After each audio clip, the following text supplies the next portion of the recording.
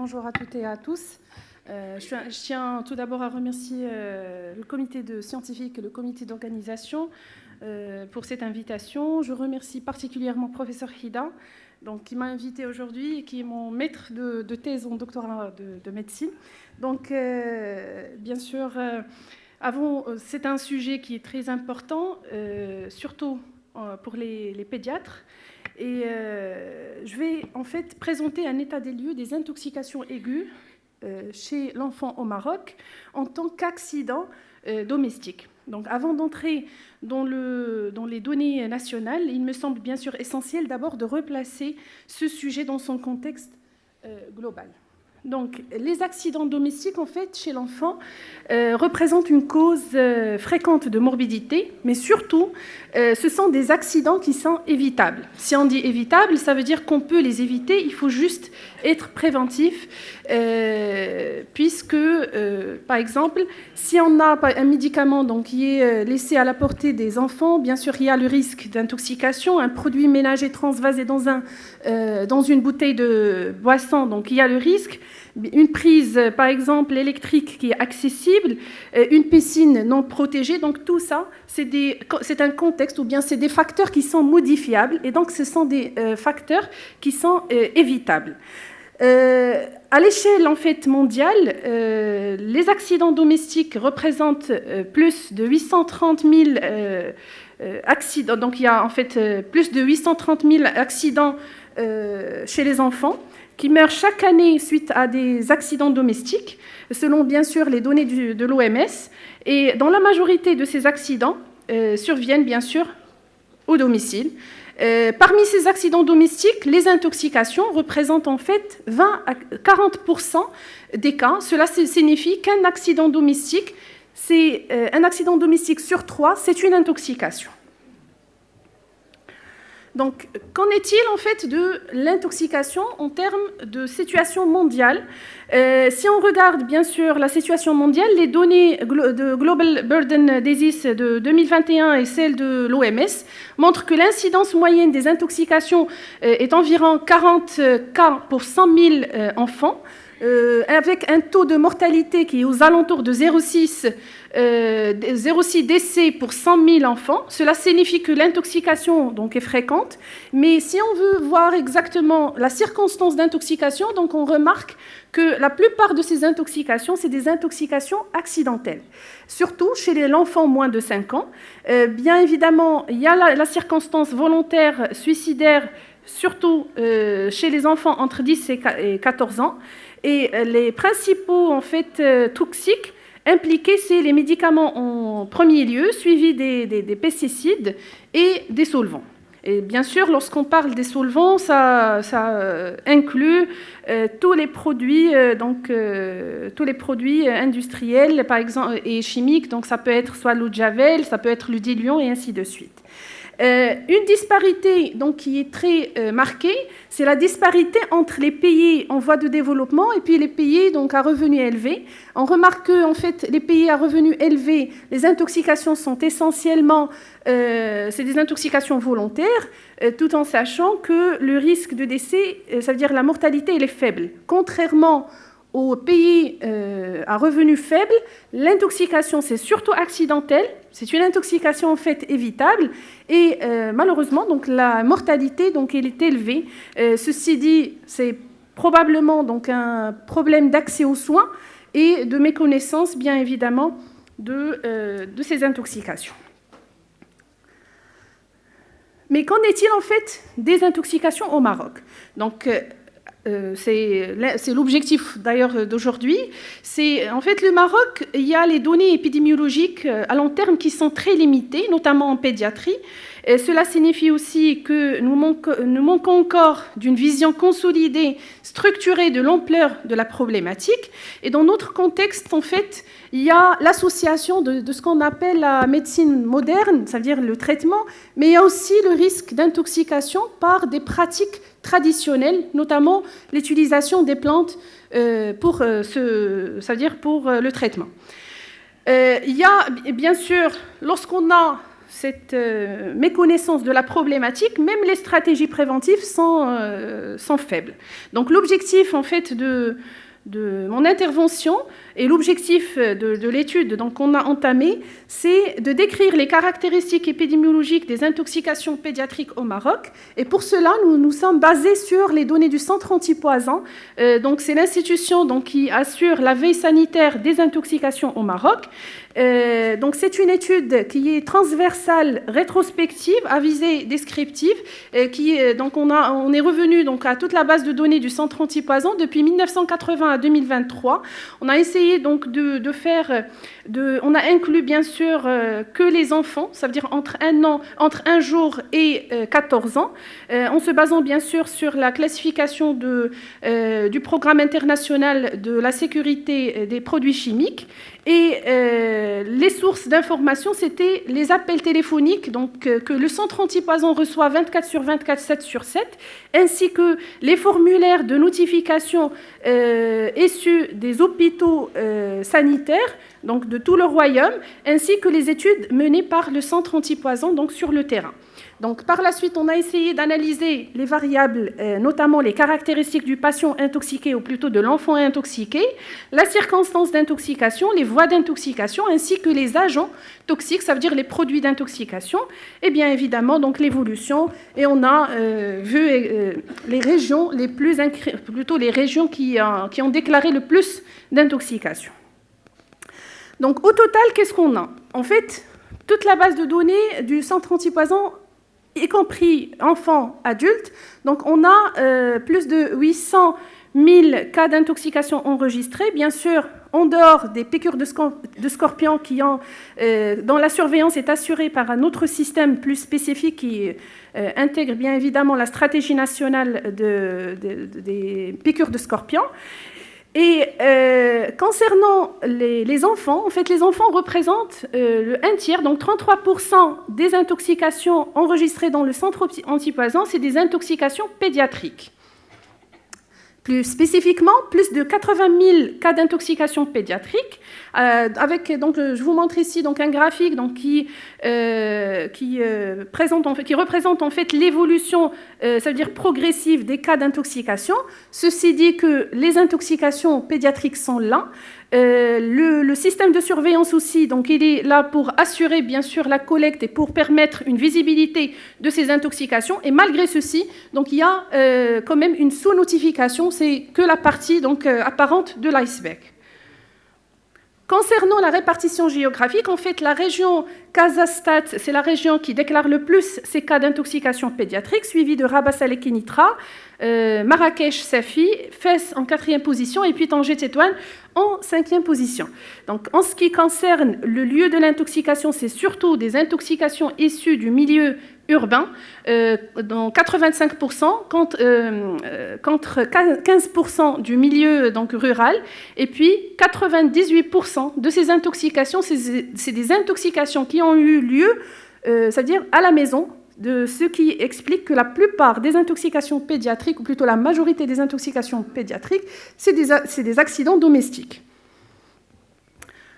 Concernant le profil maintenant, le profil de l'enfant, ou plutôt les caractéristiques liées à l'enfant, la moyenne d'âge c'est de 5 ans, avec des extrêmes, une plage entre 1 jour et 14 ans.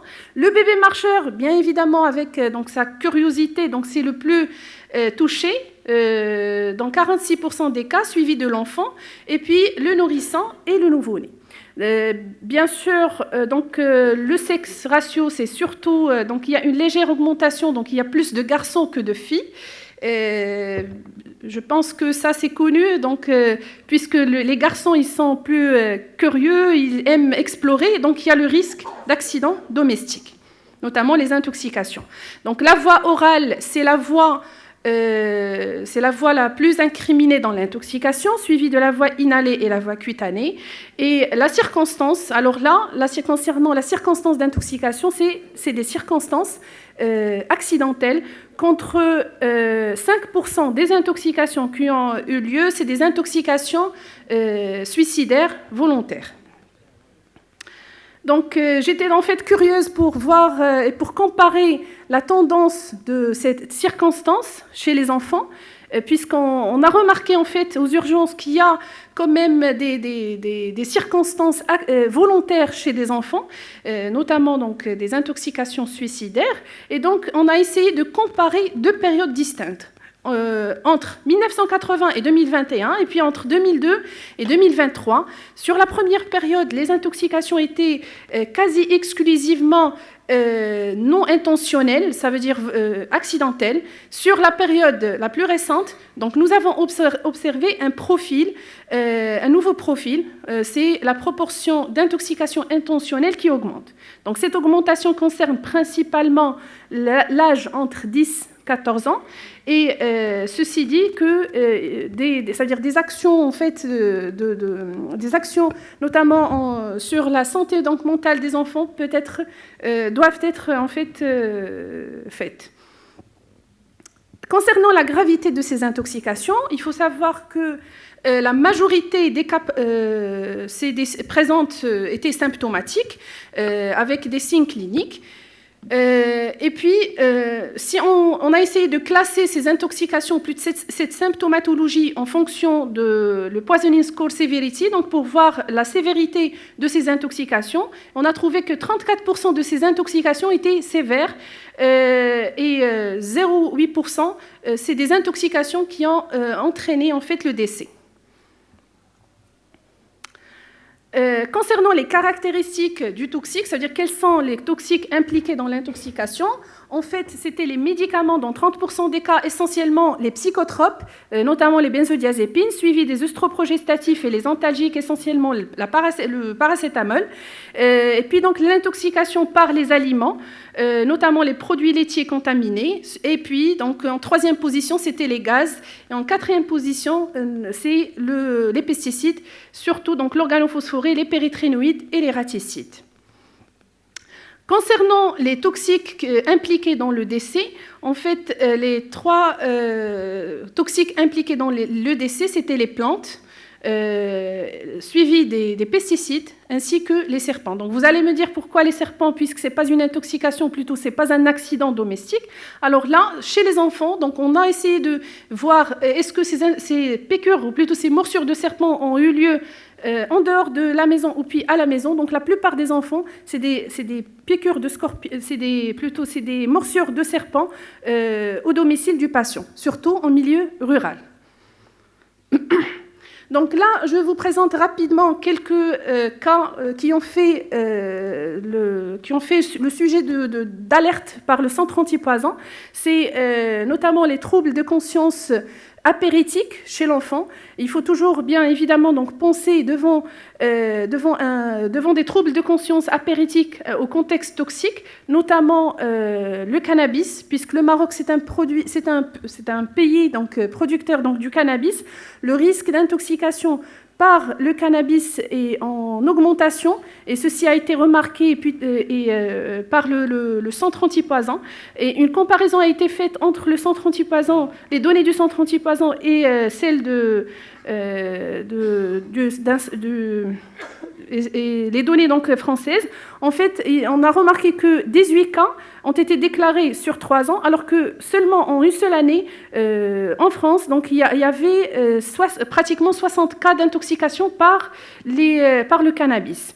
Ceci dit aussi que il faut toujours penser à faire une analyse toxicologique, une recherche toxicologique devant tout trouble de conscience apéritique pour bien évidemment détecter, ou plutôt pour éliminer, pour confirmer ou bien infirmer une intoxication par exemple le cannabis dans ce cas.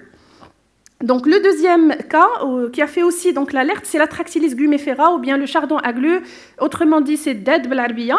Et cette intoxication ça veut dire c'est connu, c'est une intoxication qui est fréquente, elle est fatale malheureusement. Et d'habitude c'était accidentel.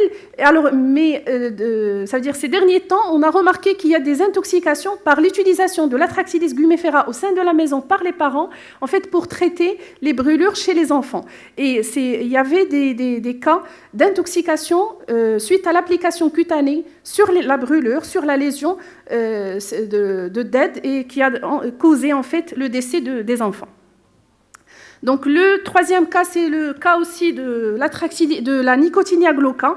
Et cette Nicotinia glauca, c'est une intoxication aussi utilisée, donc c'est une plante utilisée en pharmacopée traditionnelle pour aussi traiter les brûlures.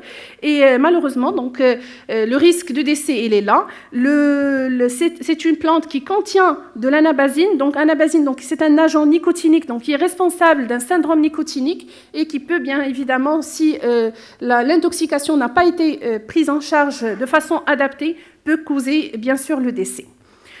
Donc le troisième cas, c'est l'intoxication par les antipoux. Alors les antipoux en pédiatrie, donc c'est connu, mais il y a l'utilisation de produits issus du marché parallèle. C'est des produits donc préparés par l'herboriste et qui sont donc vendus. Il y a même des recettes qui sont virales sur les réseaux sociaux et quand vous voyez donc qui poussent les familles à utiliser ces mélanges. Malheureusement, donc pour ces produits, c'est des produits parfois et souvent, je vais pas dire parfois, c'est des produits qui contiennent généralement des pesticides à usage agricole. Et c'était le cas en fait de 2 enfants de 7 ans et 2 ans. Donc, dont la maman a utilisé en fait ces produits et qui a donc les enfants, ils ont présenté un syndrome cholinergique. Et lorsqu'on a fait en fait l'analyse toxicologique, on a trouvé que c'est des produits, c'est du carbamate, c'est un pesticide. Ça veut dire que le mélange vendu par l'herboriste, c'était un pesticide à usage agricole. Donc le dernier, c'est le diluant. Donc le diluant, c'est un produit, c'est un hydrocarbure. Donc il est utilisé normalement c'est-à-dire en industrie. Mais dernièrement, on a noté une recrudescence des cas d'intoxication par le diluant. Ceci est lié essentiellement par des vidéos virales sur les réseaux sociaux, donc qui incitent les gens à utiliser le diluant pour laver les semelles des chaussures. Donc ce produit, on le trouve fréquemment dans les domiciles, dans les ménages marocains, et le risque d'intoxication, il est là, puisque c'est un produit qui est incolore, et donc il ressemble à l'eau. L'enfant peut peut confondre l'eau avec ce produit, d'autant plus que c'est un produit donc, qui est sucré, et donc la tentation, donc, elle est là par l'enfant. Le risque, c'est surtout la pneumopathie d'inhalation, donc à des doses très élevées, il y a le risque d'atteinte cardiaque, notamment les troubles de rythme et de conduction, ainsi que l'insuffisance rénale et les troubles neurologiques. Et je peux dire que le grand problème, c'est aussi le problème de prise en charge, puisque ce produit, il est généralement confondu avec un produit donc caustique, et donc la prise en charge, parfois, elle est inadaptée. Voilà, donc je termine ma présentation pour dire que les intoxications pédiatriques en fait représentent le 1/3 des cas d'intoxication, des cas signalés au centre antipoison. Ils sont majoritairement accidentels et surviennent surtout à domicile chez les enfants jeunes et vulnérables. Et toutefois, bien sûr, l'augmentation des cas volontaires et l'implication de produits traditionnels ainsi que des produits de marché parallèle sont quand même donc préoccupants. Voilà, donc et je termine ma présentation. Merci pour votre attention. Merci beaucoup, professeur Ikan Imen, pour cette présentation très, très intéressante qui nous a permis de tracer un petit peu le profil épidémiologique des intoxications au Maroc. On a bien compris que les intoxications domestiques qui sont fréquentes, c'est surtout les médicaments, les aliments, les gaz et aussi les pesticides, mais il faut savoir que les tendances des intoxications changent d'une année à l'autre, changent aussi d'une région à l'autre. Donc si on peut résumer un petit peu maintenant les tendances actuelles, justement, nous avons l'utilisation des drogues par les enfants, chose qu'on n'avait pas auparavant, et surtout le THC, le cannabis. Donc après la réglementation du cannabis dans le cadre thérapeutique, on a constaté de plus en plus l'utilisation du pesticide par les enfants, soit par voie locale, cutanée, des fois par inhalation, des fois même par voie rectale. Donc on a reçu pas mal de cas. Nous avons aussi les pesticides, nous avons une recrudescence des intoxications des pesticides, surtout l'alpha-chloralose. Heureusement que même si le tableau clinique est très sévère avec des convulsions, des myoclonies, mais heureusement, si la prise en charge elle est rapide et adaptée, l'évolution elle est favorable. Nous avons aussi, dans notre contexte, l'huile de cadre qui est très, très, très toxique. Nous avons l'utilisation des plantes, le mkhinza. Donc, nous avons un profil au Maroc qui est très spécifique, qui est très particulier et aussi qui est très dangereux parce que nous avons des décès par les intoxications chez l'enfant. Et comme vous le savez très bien, derrière toute passion, tout enfant, toute intoxication, nous avons toute une famille, nous avons une angoisse, nous avons parfois un décès. Et donc voilà, il faut vraiment travailler pour modifier ces données en des choses vraiment concrètes pour éviter ces intoxications. Et je vous remercie. Est-ce qu'il y a des questions? Les questions, je vous remets d'abord ou là? Oui, ben on va, puisqu'on a eu un commentaire récapitulatif, on va prendre 2 petites questions, mais bref et rapide. Bref, rapide, il faut aller direct au but. Donc, je peux parler? Vas-y. Merci Madame Iken pour cet excellent topo, très, très clair. Ma question revient au premier exemple d'intoxication à DED. Donc, le DED qui est vraiment une plante qui a des vertus médicinales, mais également il a des vertus gustatives, elle est sucrée. On n'a pas connu beaucoup d'accidents ces dernières années parce qu'il y avait la période des sécheresses. Moi, j'ai été confrontée à un décès de 4 fratries dans la même famille, en milieu rural, chez des garçons, 4 garçons. Vraiment, c'était dramatique et ça me touche jusqu'à maintenant. Alors, maintenant, on n'en a pas connu, mais avec Amtal Khair et Nedaba, est-ce que vous avez prévu des campagnes de sensibilisation au milieu rural par rapport à l'état à DED, à la consommation de DED, à l'état sauvage? On va avoir beaucoup de pique-niques. Donc, est-ce que vous avez prévu des campagnes de sensibilisation? Parce que c'est une plante qui est fatale. Oui, donc tout à fait. Donc juste pour me situer, en fait, moi je présente les données du centre antipoison, mais en fait, je fais partie du CHU de Tanger. Je ne suis pas du centre antipoison. Par contre, ça veut dire chaque année, le centre antipoison, c'est-à-dire je vais parler au nom, si vous voulez, du centre antipoison, c'est que chaque année et avant chaque c'est-à-dire période d'augmentation de cas d'intoxication. Donc, ils font de la sensibilisation, que ce soit par des capsules vidéo, que ce soit ça veut dire des écrits aux professionnels de santé. Donc, généralement, donc, oui, le centre antipoison assure cette sensibilisation. D'ailleurs, même pour les scorpions, les serpents, la période, par exemple, du monoxyde, donc, exactement, c'est ponctuel, tout à fait. Tout à fait. Merci. Alors, un petit commentaire pour Abid. Donc, on vous remercie parce qu'on n'a plus le temps. Et